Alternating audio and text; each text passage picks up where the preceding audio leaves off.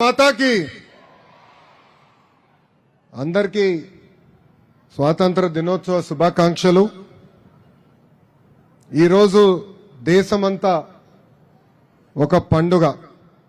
కులం లేదు, మతం లేదు, ప్రాంతం లేరు, అందరూ కలిసి జరుపుకున్న ఒకే ఒక పండుగ మన జెండా పండుగ. ఈరోజు దేశం మొత్తం జాతీయ జెండా గర్వంగా ఎగురుతుంది. ఆ జెండా మనందరికీ గుండె చొప్పు లాంటిది. జెండా పండుగ నాకు ఒక పర్సనల్ ఎమోషన్. ఇక్కడికి నేను వచ్చినప్పుడు పిల్లలు చూసిన తర్వాత నాకు కూడా నా స్కూల్ రోజులు గుర్తొచ్చినాయి. ఇండిపెండెన్స్ డే వస్తుందనగా స్కూల్లో హడావుడి ఉండేది.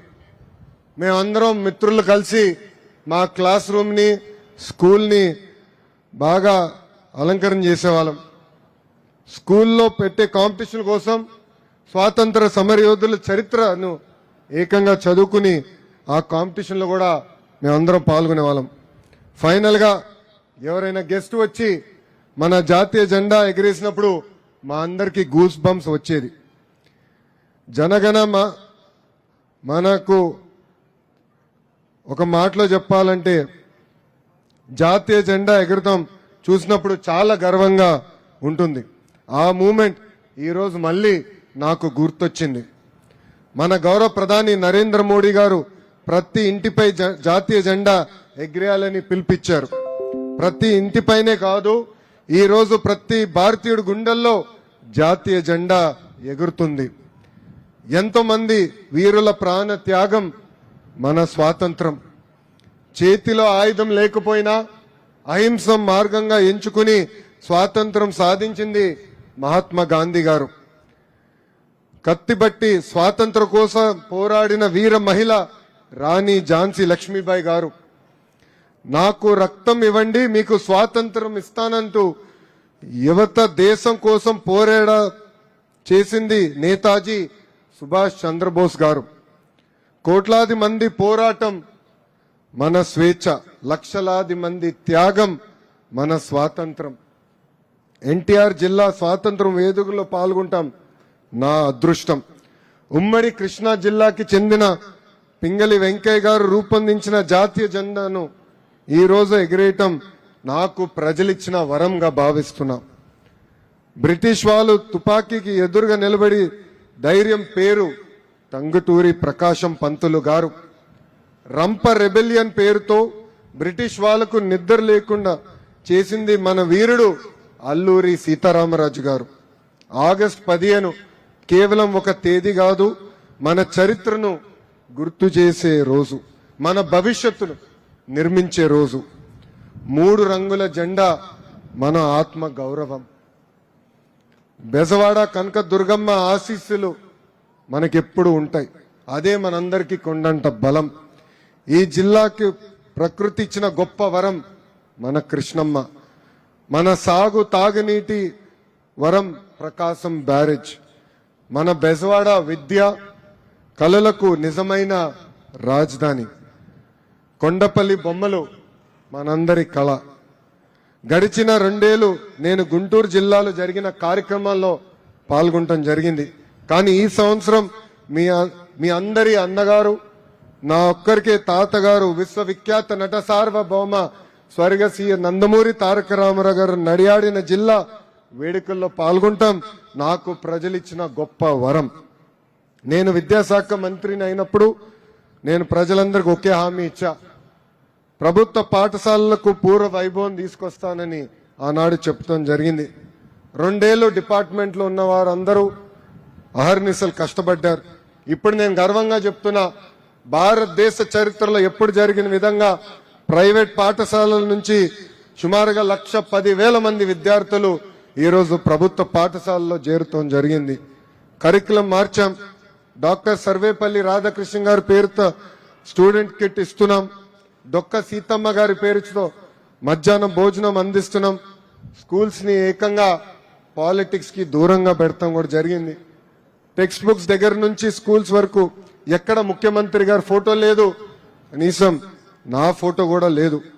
దేశ చరిత్రలో మొదటిసారి 10th లో ర్యాంక్ సాధించిన గవర్నమెంట్ స్కూల్ విద్యార్థుల ఫోటోలు ఏకంగా పేపర్ ఫస్ట్ పేజీలో మన ప్రభుత్వం ఇస్తాం జరిగింది.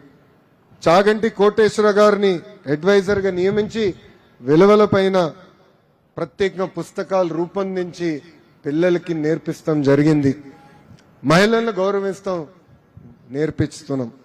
ఈ సందర్భంగా చాగంటి కోటేశ్వర గారు చెప్పిన ఒక గొప్ప మాట నాకు గుర్తొస్తుంది. అమ్మకు చెప్పలేని పని చేయొద్దని. మళ్ళీ చెప్తున్నా, అమ్మకు చెప్పలేని పని చేయొద్దు. వినడానికి సింపుల్ గా ఉండొచ్చు కానీ చాలా పవర్ఫుల్ స్టేట్మెంట్ ఇది. మహిళల్ని గౌరవిస్తాం, సమాజం అప్పుడే బాగుపడుతుంది, సమాజం బలంగా ఉంటుందని బలంగా ప్రజా ప్రభుత్వం నమ్ముతుంది. ఇనుప కండరాలు, ఉక్కు నరాలు, వజ్ర సంకల్పం ఉన్న యువతకు నాకు ఇవ్వండి, దేశ తలరాతను మారుస్తానని చెప్పిన గొప్ప వ్యక్తి స్వామి వివేకానంద గారు. ఇప్పుడు నేను అదే ఫాలో అవుతున్నాను. 4 ఏళ్ళు ఇంజనీరింగ్ కాలేజీలు చెప్పిన ఉద్యోగాలు రాదు, కానీ 4 నెలలు కోచింగ్ తీసుకుంటే ఉద్యోగాలు వచ్చే రోజులు. అదే స్కిల్ గ్యాప్. అందుకే మేము ఇండస్ట్రీ కాలేజ్ కనెక్ట్ తీసుకొచ్చాం. ఇండస్ట్రీస్ ని ఏకంగా మన ఐటీఐస్ ని అడాప్ట్ చేసుకుని వాళ్ళకు కావాల్సిన స్కిల్ అప్గ్రేడేషన్ కూడా అందిస్తున్నాం. ఉద్యోగాలు వెంటనే ప్రభుత్వం విప్పిస్తుంది. అలానే హైయర్ ఎడ్యుకేషన్ కూడా రీవ్యాంప్ చేస్తున్నాం, కరికులం మార్చుతున్నాం. ఎన్నో ఏళ్ళుగా లేని ప్రొఫెసర్ రిక్రూట్మెంట్ కూడా ప్రజా ప్రభుత్వం చేస్తుంది. కేంద్ర ప్రభుత్వం, మన గౌరవ ప్రధానమంత్రి శ్రీ నరేంద్ర మోడీ గారు మనం అడిగిన అన్ని కోరికలు తీరుస్తున్నారు.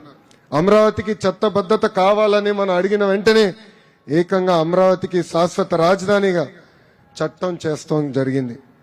ఇంకా మన అడ్రస్ లేని వాళ్ళం కాదు, మనకి కేర్ ఆఫ్ అడ్రస్ శాశ్వతమైన రాజధాని అమరావతి. అమరావతి నిర్మాణం మరియు పోలవరం కావాల్సిన నిధులు కేంద్ర ప్రభుత్వం కేటాయించింది. స్టీల్ ప్లాంట్ కాపాడుకునే దానికోసం ప్రత్యేక ప్యాకేజ్ కూడా అందిస్తాం జరిగింది.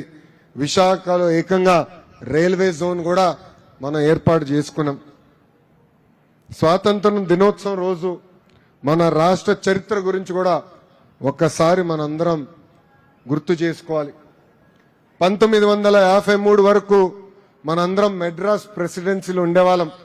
మన రాజధాని ఆనాటి మెడ్రాస్, ఈనాటి చెన్నై.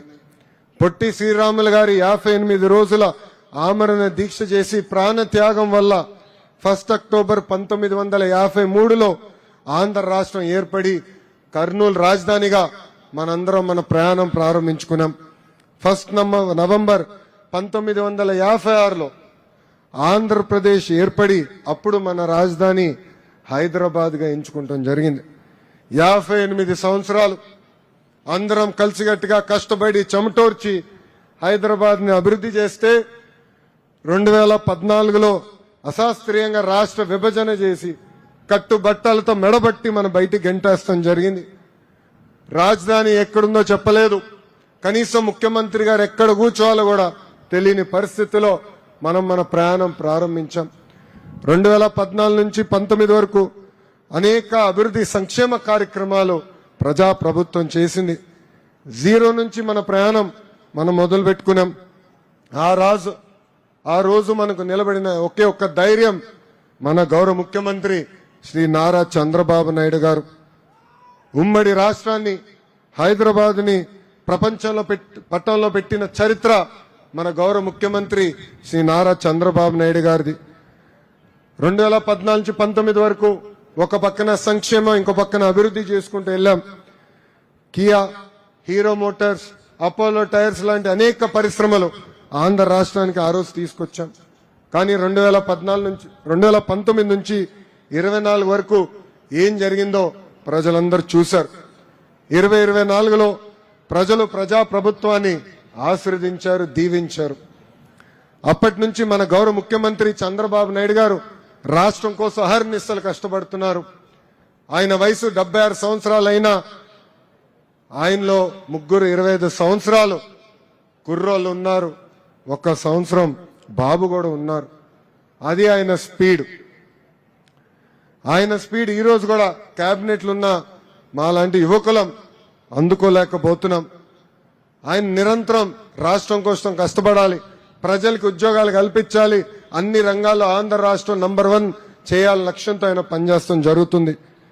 నేను గూగుల్ తీసుకొచ్చినప్పుడు నా ఆనందం ఆయనకి చెప్పుకోవాలి అని వెళ్ళా. ఈరోజు నాకు ఫుల్ మార్క్స్ పడతాయి అనుకున్నా. ఆయనకి వెళ్ళిన వెంటనే చాలా సంతోషం, గూగుల్ వచ్చింది, నెక్స్ట్ ఏ పరిశ్రమ వస్తుందని తిప్పి నన్ను ప్రశ్నిస్తాం కూడా జరిగింది. ఆర్థిక ఇబ్బందులు ఎన్ని ఉన్నా ఇచ్చిన ప్రతి హామీ ప్రజాప్రభుత్వం నిలబెట్టుకుంటుంది. 2 ఏళ్ల సుపరిపాలన అందిస్తాం జరిగింది. సంక్షేమ అభివృద్ధి మన ప్రభుత్వానికి జోడెద్దుల బండి. వృద్ధులకి 4,000 రూపాయల పెన్షన్, వికలాంగులకి 6,000 రూపాయల పెన్షన్ ప్రజాప్రభుత్వం ఇస్తుంది.